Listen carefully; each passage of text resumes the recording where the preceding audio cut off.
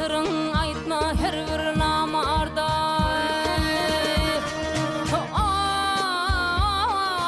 İçki sırrın aytma her bir namarda. Sırrın ile yay ve paş eder seni.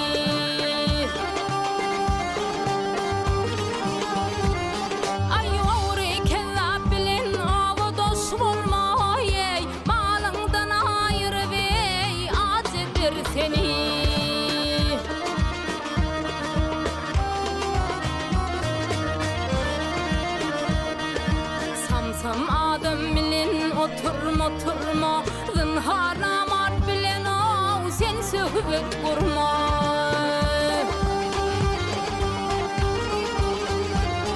Ay kadırdan soňdan yüzüň öwürmeye barsaň depesine täçdir seni.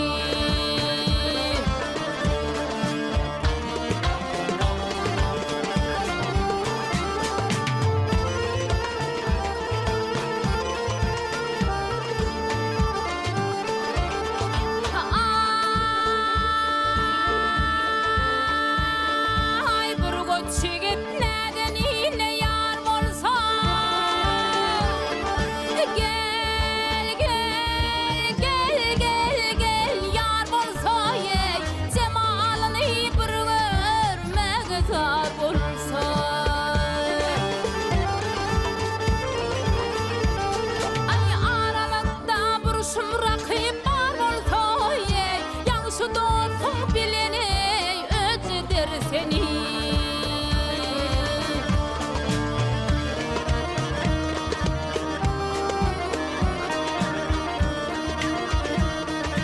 Maltumuli ile yaydın nesihat